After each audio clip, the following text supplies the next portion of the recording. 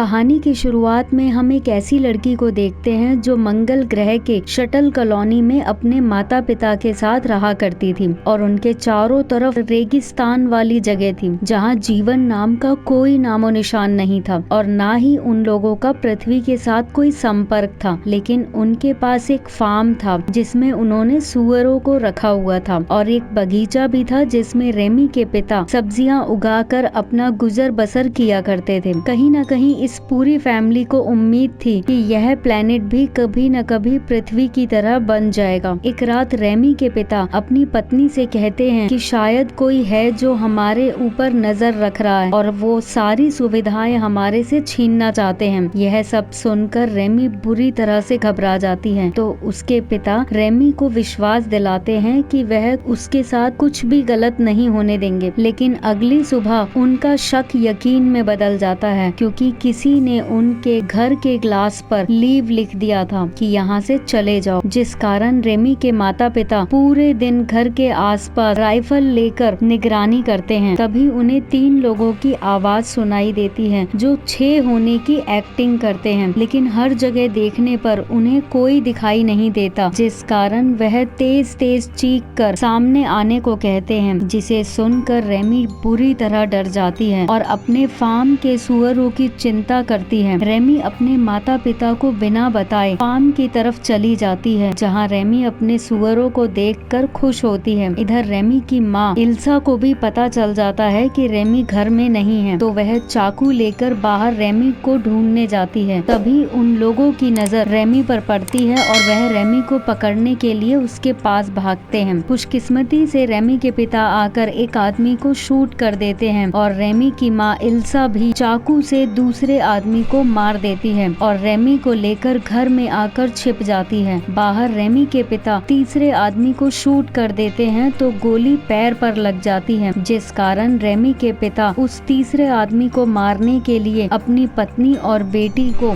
घर में रुकने को कहकर चले जाते हैं। जिसके बाद इल्सा मरे हुए लोगों के पास से हथियार उठा लेती है और तभी रेमी की नजर उस बॉडी पर पड़ती है जिसे उसकी माँ ने मारा था। दरअसल वह एक लड़की होती है। इन सब के बाद पूरी रात घर में रेमी और उसकी माँ अपने पति का इंतजार करती है पर वह नहीं आता। तो सुबह होते ही इल्सा एक बड़ा चाकू लेकर रेमी को लेकर अपने पति को ढूंढने के लिए जाने लगती है। तभी उनके घर में वही अजनबी आ जाता है जिसके पैर पर रेमी के पिता ने गोली मारी थी। उसका नाम जेरी होता है। वह उन्हें कहता है कि यह मेरा घर है, तुम लोगों ने मेरे माता पिता को मार कर मेरा घर हड़प लिया। मैंने अपने घर वापस आने के लिए कई मुसीबतों का सामना किया है, लेकिन फिर भी मैं तुम्हें यह कहता हूँ कि अगर तुम मेरे साथ ठीक से रहोगे तो मैं तुम दोनों की हिफाजत करूँगा। जिसे सुनकर इल्सा को यकीन हो जाता है कि इस आदमी ने उसके पति को जान से मार दिया। तब रेमी अपनी माँ से कहती है कि हमें यहाँ से चले जाना चाहिए, पर रेमी की माँ कहती है कि यहाँ से दूर जीवन जीना आसान नहीं है और चुपके से घर में आकर चाकू से जेरी के पैर पर वार करती है, पर जेरी उसे पकड़ लेता है। लेकिन जेरी इस बार भी इल्सा को मारता नहीं बल्कि 30 दिन का समय मांगता है अपने आप को सही साबित करने का, जिस पर इल्सा कहती है कि वह अपने पति को सम्मान पूर्वक दफनाना चाहती है। तो जेरी मान जाता है और रेमी की पिता के साथ वह अपने लोगों को भी दफना देता है। इसके बाद यह लोग अजनबियों की तरह रहना शुरू कर देते हैं। यहाँ जेरी भी उन दोनों पर शक करता है तो रेमी उस पर नजर रखती है। मौका देखकर रेमी जेरी के बैग को भी चेक करती है जिसमें उसे एक लड़की की तस्वीर मिलती है। दरअसल यह वही लड़की है जिसे उसकी माँ ने जान से मार दिया था। माँ और बेटी वादे के अनुसार 30 दिन गिनना शुरू कर देते हैं। जेरी बाहर के कामों को देखता है तो इल्सा घर के कामों को करती है और फिर एक दिन इल्सा स्टोर में जाकर एक रोबोट निकालती है जो रेमी के दोस्त की कमी को पूरा करता है। तो रेमी ने उस रोबोट को स्टीव नाम दे दिया। इधर रात होने पर जेरी इल्सा से एक दूसरे पर विश्वास बनाने के लिए बात करता है तो इल्सा बताती है कि हमने तुम्हारी माँ को नहीं मारा था, बल्कि जब हम यहाँ आए थे तो वह पहले ही मर चुकी की थी। पहले हम पृथ्वी पर रहते थे, लेकिन इस प्लेनेट पर आते ही हमारे जहाज पर हमला हुआ, जिस कारण जहाज पूरी तरह खराब होने से हम यहीं फंस गए। तब तुम्हारे पिता ने हमें यहाँ जगह दी, लेकिन जब तुम्हारे पिता को हमारे पृथ्वी के होने का पता चला तो उन्होंने हम पर हमला किया, जिस कारण रेमी के पिता के हाथों उनकी मृत्यु हो गई। देखते ही देखते कई दिन बीत गए। साथ रहते हुए इल्सा और जेरी के बीच नजदीकियां भी बढ़ने लगी, जिसे देखकर रेमी बहुत दुखी होती है, क्योंकि रेमी जेरी को अपने पिता का कातिल मानती है, जिस कारण रेमी अपना बैग पैक करके घर से निकल जाती है और काफी दूर चलने पर उसे एक शीशे की दीवार दिखती है, जिससे पता चलता है कि उनकी बस्ती एक कांच के गोले में कैद हो गई है। तभी कुछ दूरी पर रेमी को एक दरवाजा दिखता है, जिसे वह खोलकर अंदर चल देती है। तभी वह दरवाजा बंद हो जाता है, जिस कारण उस सुरंग में अंधेरा हो जाता है। तो रेमी टॉर्च बॉल से आगे बढ़ती चली जाती है, पर ऑक्सीजन की कमी होने के कारण वह बेहोश हो जाती है। पर जब रेमी की आंख खुलती है तो वह अपने बेड पर होती है। दरअसल जेरी उसे वहां से बचाकर ले आता है। वह रेमी को बताता है कि उस सुरंग को पार करना मुश्किल है, क्योंकि वहां ऑक्सीजन की कमी है, और अगर हम पार कर भी लें तो चारों तरफ बंजर भूमि के अलावा और कुछ नहीं मिलेगा। अगले दिन जेरी को एक गिटार मिलता है, तो वह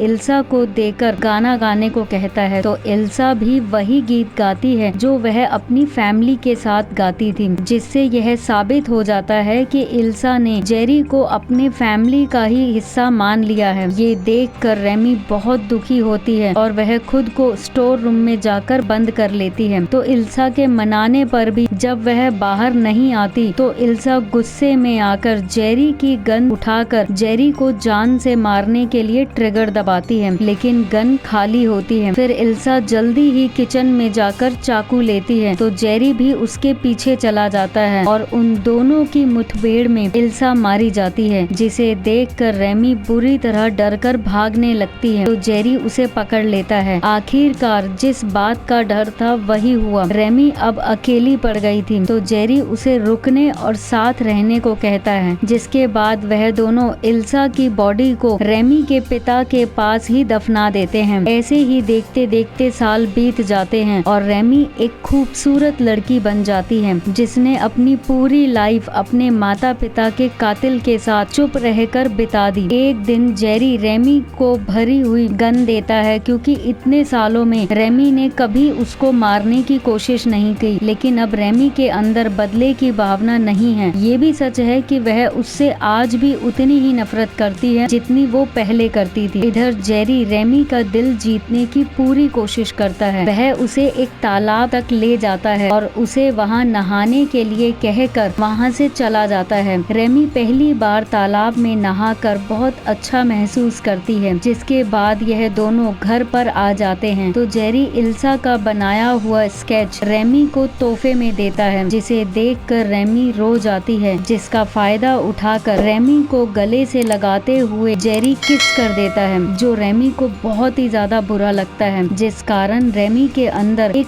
डर बैठ जाता है और जेरी की नजर अब रेमी को एक बच्ची की तरह नहीं बल्कि एक खूबसूरत जवान लड़की की तरह देखती है। अगले दिन जेरी रेमी से कहता है कि इस प्लेनेट पर हम दोनों के अलावा कोई नहीं है, इसलिए हमें बच्चे पैदा करके मानव जीवन को बचाना होगा। तो रेमी मना करते हुए कहती है कि भले ही विश्व में मैं अकेली ही क्यों न रह जाऊं, मैं अपने माँ बाप के कातिल के साथ कभी जीवन नहीं जीऊंगी। यह कहकर वह अपने रोबोट के साथ बाहर चली जाती है और बहुत सोच विचार करके यहाँ से चले जाने का प्लान बनाती है। पर जेरी को इस प्लान के बारे में पता चल जाता है, तो वह रेमी के कमरे से उस ऑक्सीजन मास्क को लेकर बाहर निकलने लगता है। तो रेमी उसके पीछे जाकर मास्क लेने की कोशिश करती है, पर वह दुर्भाग्यवश गिरकर बेहोश हो जाती है। लेकिन होश में आने पर रेमी खुद को अपने बेड पर बंधा हुआ देखती है और जेरी के बुरे इरादे उसकी आंखों में दिख रहे थे। जेरी कहता है कि हमें मानव जीवन के लिए एक साथ रहना होगा। तो रेमी डर कर जोर जोर से चीखने लगती है और इससे पहले कि जेरी रेमी के साथ कुछ गलत करता, रोबोट मशीन वहां आकर अपने हथियार का इस्तेमाल करके जेरी को बुरी तरह घायल कर देती है। तो जेरी भी गुस्से में आकर उस रोबोट रोबोट को शूट कर देता है, जिससे वह रोबोट पूरी तरह नष्ट हो जाता है। इधर रेमी भी मौका देखकर अपने आप को आजाद कर लेती है और बिना समय बर्बाद किए उसे शूट कर देती है, जिससे वहीं जेरी की मौत हो जाती है और जेरी की बॉडी को पहाड़ में दफना देती है। कुछ समय के बाद उसे एहसास होता है कि वह यहाँ पर बहुत अकेली हो गई है, यहाँ तक कि स्टीव उसका रोबोट भी नष्ट हो गया है। रेमी अपना अकेलापन दूर करने के लिए वह अक्सर अपने माता पिता की कब्र के पास सो जाती थी और दिन भर जानवरों को देखती थी और अपने रोबोट मशीन को भी ठीक करने की कोशिश करती है, जिसमें रेमी को सफलता मिलती है। जिसके बाद रेमी वहाँ से जाने का विचार करती है और पूरी तैयारी से घर से निकलते टाइम आखिर बार स्टीव को अलविदा करती है और सभी कब्र को अलविदा कहकर उसी गुफा से निकलती है, जिससे उसने बचपन में कभी निकलने की कोशिश की थी। आखिरकार रेमी उस गुफा को भी पार कर लेती है, लेकिन बाहर निकलने पर भी उसे वही बंजर भूमि दिखती है। लेकिन फिर भी उसे एक आशा थी कि उससे उस प्लेनेट पर कोई ऐसा मिलेगा जो उसके अकेलेपन को दूर कर देगा, और इस उम्मीद में वो आगे बढ़ती चली जाती है। तो कैसी लगी आपको ये फिल्म? अगर अच्छी लगे तो लाइक, शेयर एंड सब्सक्राइब करना नहीं भूलिएगा। धन्यवाद।